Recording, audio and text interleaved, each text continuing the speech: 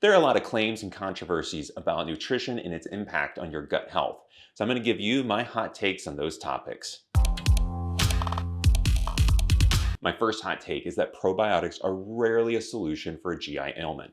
In fact, if they were only being used for those things that they've been studied and proven effective for, you'd probably see like one bottle on the shelf instead of rows and rows at the drugstore. Really, it's just select patients with inflammatory bowel disease who have been demonstrated to have benefit from probiotics. If my kids are receiving an antibiotic for an ear infection, I'm not going to give them a probiotic as well, because they have trillions of bacteria in their colon, and really, what are a billion more going to actually do? And hey, you don't need to put the bacteria in a pill when you've already got them present in yogurt. Really, we need to get back to eating the right types of food.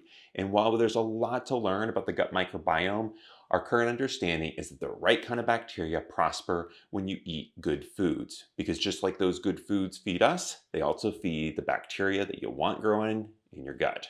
And continue on the theme, my next hot take is that we are overusing vitamins.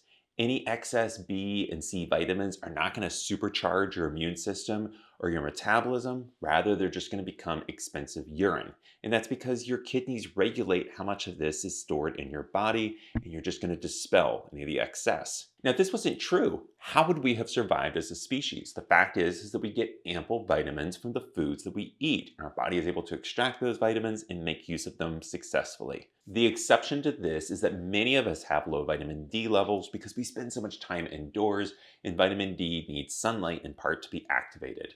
And so it can be helpful to take some vitamin D supplements for this reason. My next hot take is that collagen supplements do not improve your skin.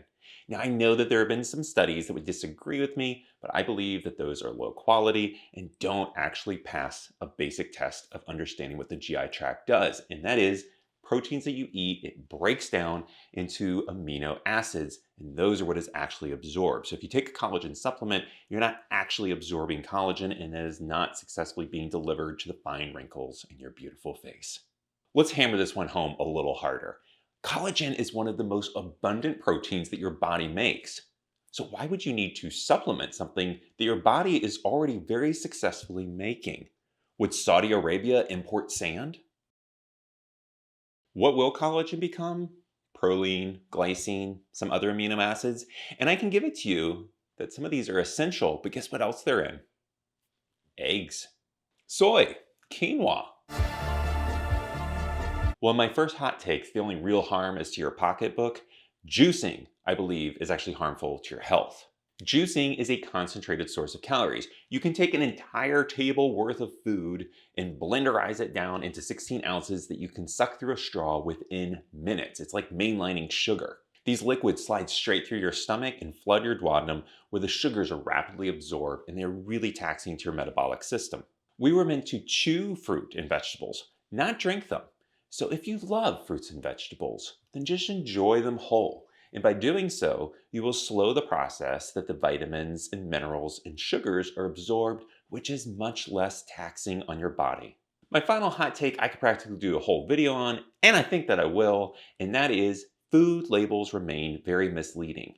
Now, the information that you can find on the side or the back, those are good facts, but they're hidden, and up front, there will be wild claims of how these foods are healthy, how they'll improve your heart, and make rather dubious health claims that when you read the fine print, don't really necessarily pertain to that food that you're buying. And I think that this remains a big problem. Props to Michelle Obama for starting to bring this to the forefront with counts of sodium, fat, and sugar being in the center, but they're still too small. I think it'd be a big progress to start to see that the real truth of the food that you're buying is on the front, and that it is given as much prominence as the brand.